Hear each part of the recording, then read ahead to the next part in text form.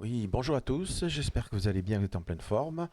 Nous sommes le lundi 3 février et c'est le premier jour de cotation de février.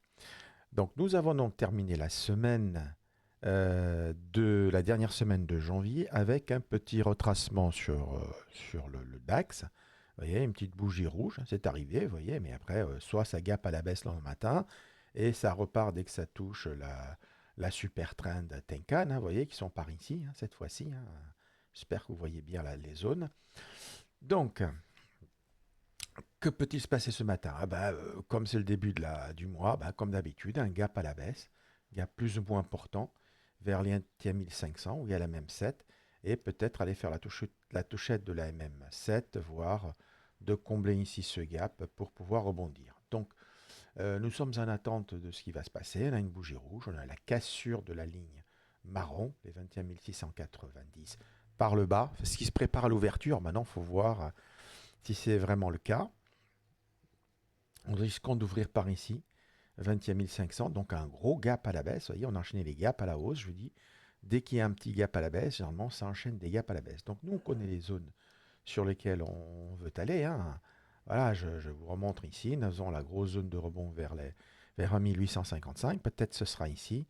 Peut-être ce sera, et c'est le plus logique, vers la Tenkan Super Trend qui vont se mettre à plat, évidemment, si ça continue avec le gros gap à baisser aujourd'hui. Donc on va ouvrir par ici, vers la MM7. Vous savez ce qui se passe vers la MM7, vers la Super Trend ou vers la Tenkan. Donc ces zones-là, quelque part, on surveille un signal technique pour acheter. On a une zone parfaite, vous le verrez sur le CFD, vers les 21 100, qui est cette zone ici, cette zone de mèche ici, qui est une zone qui a été touchée avant l'ouverture. Hein, vous le verrez, ça peut descendre jusqu'à 21 050 ici, pour moi, mais là, c'était le plus bas de la mèche ici, et on a eu ici la super trend qui était plate. Donc vous voyez, ce matin, en ouverture, on est arrivé à peu près par là, vers les 21 100, où il y a un rebond technique. Évidemment, on va être attiré vers la MM50, vers la MM20, si toutefois le marché veut vraiment baisser. Donc, gros gap à la baisse. Pourquoi? Je ne sais pas trop. Ce que je peux vous dire du point de vue fondamental, c'est que Donald Trump, ça y est, a déclenché sa guerre économique. Il a ouvert les taxes, les droits de douane avec le Mexique, le Canada et la Chine. Alors, avec le Mexique et le Canada, de 25 points de base, et avec la Chine, de 10% de points de base, ce qui a entraîné une grosse baisse sur le marché asiatique ce matin. Et ce qui, à l'ouverture des CFD, a entraîné aussi une grosse baisse qui a entraîné le gap. Vous voyez, donc c'est probablement lié à ça.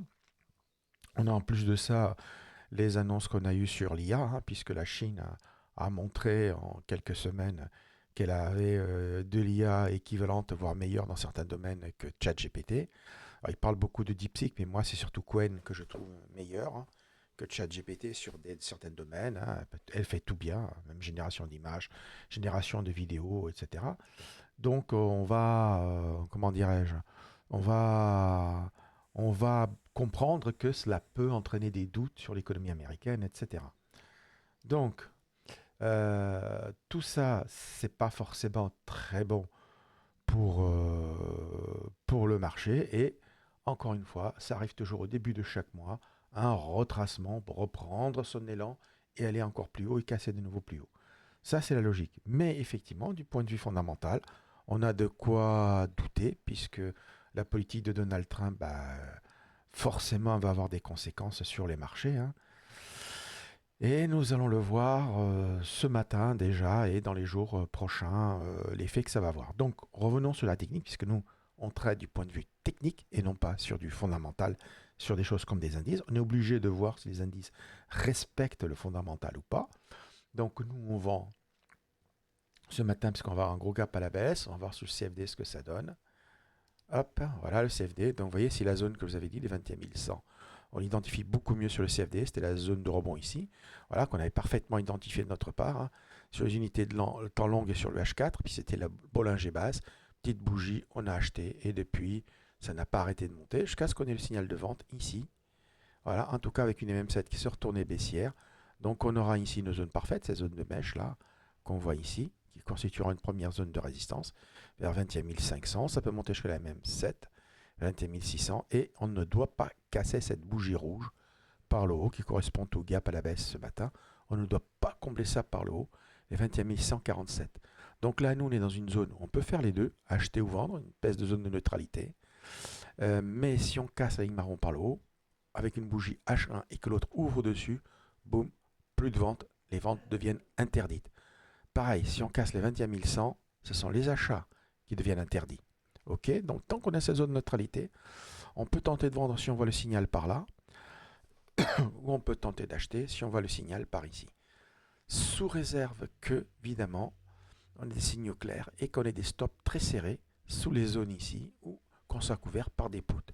Vous le savez, moi je suis couvert par des puts qui sont en gain évidemment, mais pour le moment, comment dirais-je, pour le moment, les marchés sont fermés encore, hein, ils ouvrent à 9 heures, et donc on ne peut pas clôturer certains puts pour encaisser du pognon, on ne peut pas. C'est comme ça. Mais encore une fois, moi je vous dis, il risque de rebondir vers ici, cette zone de mèche ici. Plus exactement, la super trend, vous voyez qu'elle est devenue rouge là. Elle va se mettre à plat ici, elle va converger avec la MM50. Voilà, ça fait une première zone de vente, si toutefois on a le signal. Donc on y va avec levier faible, hein, puisque techniquement, pour moi, tant qu'on n'a pas cassé cette zone-là, on n'a pas inversé la tendance haussière, mais à très court terme, normalement, on ne peut plus acheter, car, vous comprenez bien, il faudrait avoir une bougie H4 qui casse par le haut. Là, vous voyez ce signal très court terme, là, ici, on a eu un signal pour un scalp jusqu'à la super trend rouge. Okay, mais on n'a pas de signal long terme. Hein, voilà, on n'a pas de bougie H4 qui casse, etc., etc. Donc, vous pouvez acheter ici parce qu'on voyait très bien la zone et qu'on avait, techniquement, on n'avait pas encore. C'est un mouvement avant ouverture. Hein, on sait que ça allait reprendre un petit peu. Pour moi, ça va revenir ici. Et là, peut-être qu'on aura le signal de vente. Est-ce que ça tiendra? Je ne sais pas. Il ne faut pas oublier que nous, on achète tant qu'on est dessus des lignes marron. Mais on vend aussi tant qu'on est dessus des lignes marron. Donc, si on respecte ce que je vous dis tous les matins, on va favoriser les ventes tant qu'on est sur ligne marron et tant qu'on n'a pas cassé cette grosse bougie rouge par le haut, ce qui entraînera un gros mouvement à la hausse dans ma compréhension du marché, de ce que je constate année après année. Donc, on sait où ça va se passer. Il y a ici une première zone de convergence ici entre Kijun et Supertrend ici, vers 21 000 et 475, 472, vous voyez, on n'est pas au point près, quoi. C'est quelque part par là. Donc pour moi, ils vont remonter jusque là. C'est plus ou moins obligé. Est-ce qu'on aura le signal? Peut-être un petit excès haussier pour aller tester le haut des mèches ici, voire même toucher la MM7 qui va continuer à baisser. Et là, on aura peut-être le signal de vente. C'est le scénario que je prévois pour vendre. Hein. Donc, ce n'est que quand le signal sera bien là et qu'on sera vraiment en train de baisser que je vendrai avec pour objectif cette zone-là, clair. Et après, on verra si on va la casser ou pas. Donc là, pour le moment, j'ai acheté ici, ce qui est normal. Hein. Et donc voilà, bon, voilà, on va pas se précipiter, je dégage. Voilà, là déjà coupé 80% ici sur la super trend. Voilà. Mais je pense que ça va aller jusque-là. C'est plus ou moins écrit dans le comportement du marché. Donc voilà, on connaît nos zones, on sait où ça va se passer, il suffit d'attendre qu'on y soit pour éventuellement faire quelque chose qui est de vendre. Pareil, si on revient ici, vous voyez, on a ici une réaction, les acheteurs étaient ici, donc peut-être qu'ils le seront encore. Moi, je ne peux pas acheter comme ça à l'aveugle parce qu'on est sur une marron, donc on est déjà, pour moi, la tendance baissière, avec une MM7 qui est déjà pentue vers le bas. Voilà, donc là, vous devez attendre un vrai signal. Moi, je ne sais pas encore, je verrai. J'achèterai plutôt en mode scalp ici parce que je suis dans le mauvais sens. En mode intraday. En mode long terme, un achat long terme ici, il faut qu'il y ait un vrai signal. On ne l'a pas. Donc voilà, donc il y a un peu de ping-pong entre là et là, hein, qui va me permettre de vendre en haut, d'acheter en bas. La casse sur cette zone-là, par contre, elle peut entraîner, c'est ce qui arrivera normalement, puisqu'un gros gap à la baisse comme ça, s'il n'est pas repris avant 10 heures, ça va enchaîner à la baisse pour atteindre l'objectif ici de la MM20 qui est vers 20 600. Voilà ce que moi je pense. Enfin, je ne pense pas, je n'ai pas le droit de penser. Je dois suivre le marché et appliquer un plan qui est chaque fois, jour après jour, toujours le même. Qui est en gros, voilà, là il y a du ping-pong. Hein. Normalement, je ne peux plus faire que des ventes tant qu'on est sous la ligne marron. Et c'est tout, quoi. Et il faudra vraiment avoir une cassure d'une bougie H4 par le haut, hein, quand on aura cette clôture-là, pour me remettre de nouveau à acheter. Voilà, donc normalement, moi, je vais favoriser mes ventes. Vous, bah, normalement, vous êtes acheteur ici, mais vous n'êtes plus dans des conditions favorables aux achats. Bah, ça, vous êtes couvert par des poutres. Dans ce cas-là, en levier tout petit, léger, si ça pète à la baisse, bah, vous gagnerez de toute façon avec les poutres. La différence sera positive, donc vous encaisserez. Et si ça part à la hausse, bah, avec le petit achat que vous avez fait ici, bah, vous serez dedans. Voilà ce que je peux vous dire. Donc en gros, si vous n'êtes pas couvert, vous avez des stops, hein, les stops seront par ici, sur cette zone-là, eh bien vous pouvez logiquement rien faire, puisque vous devez favoriser les achats tant qu'on n'a pas cassé les 21 100. Donc tout ce que vous allez faire, bah, c'est d'attendre. Voilà, clairement et nettement, de voir la reprise de cette ligne marron-là, ou si on a une bougie H4 ici qui casse par le haut, à la clôture de cette bougie H4, à la casse sur cette bougie H4 par le haut. Pour le moment, vous ne faites rien, rien du tout. Voilà, puisque ce que je vous dis, c'est d'acheter, hein, tant que je ne dis pas de vendre. Donc voilà, et pour ma part, bah, je vais tenter de vendre à partir d'ici, quelque part par ici. Alors évidemment, hein, cette zone de convergence là est la zone favorite, hein, des 21 475 à partir de là. Mais il faudra qu'elle signale parce qu'il peut y avoir un excès haussier jusqu'à la MM7. Ok. Voilà, donc vous connaissez mon sens, ce que je vais faire. Vous savez que je peux très bien faire du ping-pong ici, mais en tout petit léger. Tant qu'on est dans une zone de neutralité, c'est dangereux pour vous de faire du ping-pong avec un gros gap à la baisse comme ça ce matin, c'est-à-dire d'acheter ici. Tant qu'on est dans une zone de neutralité, tout est dangereux. C'est vraiment la cassure qui est importante, mais on peut avoir des fausses cassures. C'est ça qui est compliqué. Donc, si vous n'êtes pas en direct avec moi pour gérer éventuellement une cassure, de savoir comment la prendre, eh ben, moi je vous dis il y a un sens avec un gap à la baisse qui est de vendre par ici. Voilà. C'est ce qui nous donne le trade le plus probable avec la plus forte probabilité de réussite. Ok. Donc vous voyez ici que sur la super ça commence à hésiter. Il reste 5 minutes avant l'ouverture du cash, hein, qui va ouvrir avec un gros gap à la baisse. Comme je vous ai expliqué tout à l'heure, ils peuvent très bien revenir ici. C'est lié aux annonces de Donald Trump sur les taux, très probablement, hein. Je n'ai pas eu le temps d'analyser en profondeur le fondamental, mais on s'en fout du fondamental quand on trade. Nous, on voit que le marché est bon, bah, voilà, on sait quoi faire. Voilà, je vous ai tout dit. Vous connaissez la situation ce matin qui est compliquée. N'oubliez pas qu'on est à lundi, qu'à lundi, c'est toujours compliqué par définition. Je choisis de vendre vers ces zones-là, à partir d'ici, hein, avec toutes les méthodes possibles imaginables. Mais moi, je veux un vrai signal, une vraie cassure pour faire une vente intraday pour attendre cette zone-là. Est-ce que c'est clair pour vous? Je l'espère. Autre zone où ça va réagir, j'ai le nuage Shimokuba, mais pour moi, après, c'est ces zones-là que je vais viser. Et surtout, la MM200, où ça rebond vers les 21 600, peut-être même ça ira une petite mèche, 21 500. Pourquoi?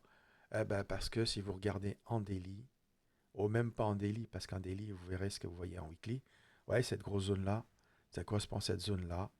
Il est possible qu'ils aient cherché cette zone-là avant de repartir à la hausse. Ce qui nous donnerait un beau retracement. On l'a souvent en début de nouveau mois pour pouvoir acheter et aller beaucoup plus haut.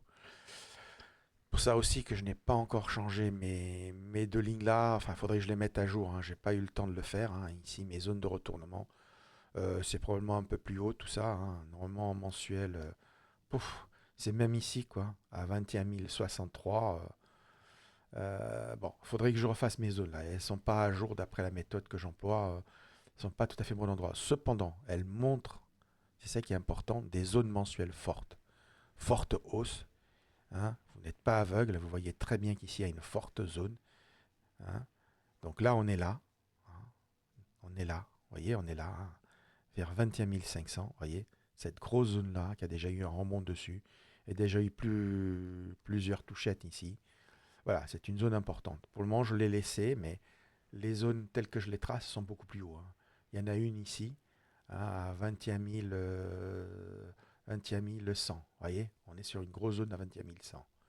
Il s'agit de la clôture de la bougie weekly précédente, c'est donc une zone très importante. Donc on est dessus, je vous l'ai montré, mes zones ne sont pas tout à fait à jour, mais Malheureusement, j'ai pas le temps de faire mieux. Voilà. Et ce qui est important de comprendre, c'est que moi, j'ai décidé de vendre par ici et sur signal technique, hein, si jamais ça va pas là-haut, hein, et que je vois que, enfin bon, voilà, je vais pas me précipiter non plus pour trader. Je ne fais que ce que je dis, hein, contrairement à ce que des gens peuvent penser. Et donc, je vais plutôt miser des ventes vers là-haut, vers ici, et probablement plus vers ici. J'attends de voir, j'attends les signaux. Là, j'ai rien, vous voyez. Tout ce que je vois, c'est ce que j'avais prévu, c'est-à-dire vers la super trend horaire ici. Bah, ça allait se calmer, voire retracer, pour peut-être à l'ouverture du cash revenir ici, et après avoir une grosse impulsion là-haut, parce qu'il ne faut pas oublier que c'est un marché vide hein, quand même, hein. Donc, on va surveiller. Par contre, je vous le dis aussi, hein, très important, la sortie du range. Il y en a une clôture horaire sous les 21 100. Vous, sous ces mèches-là, vous ne jetez plus d'achat si en clôture en horaire là-dessous. Il faut qu'on revienne au-dessus, là, pour qu'on puisse de nouveau repenser éventuellement acheter. C'est très important. Les sorties de ce genre de zone de range dans lequel ils risquent de s'enfermer pour la journée peuvent être déclenchées des tendances qui durent très longtemps. Donc soyez très méfiants, mais en même temps, je dis bien une clôture horaire, et il faut que ça ouvre en dessous. C'est-à-dire que il peut y avoir des faux signaux, quoi, et hop, réintégrer. Donc voilà, il faut être prudent. Et généralement, moi je vois plutôt une sortie de range avec les US à partir de 15h30. Donc je reste sur mon plan, vente là-haut, ok, du ping-pong ici, mais normalement vous, tant qu'on n'a pas une bougie H4 qui casse par le haut, vous n'achetez pas. Vous attendez tranquillement, ça vous fait du repos, vous pouvez faire autre chose en attendant. Voilà, vous savez tout, je vous souhaite une bonne journée, je vous dis à bientôt et soyez vraiment prudents aujourd'hui. Ce gap à la baisse, il peut être dangereux. Voilà, à bientôt, bye bye.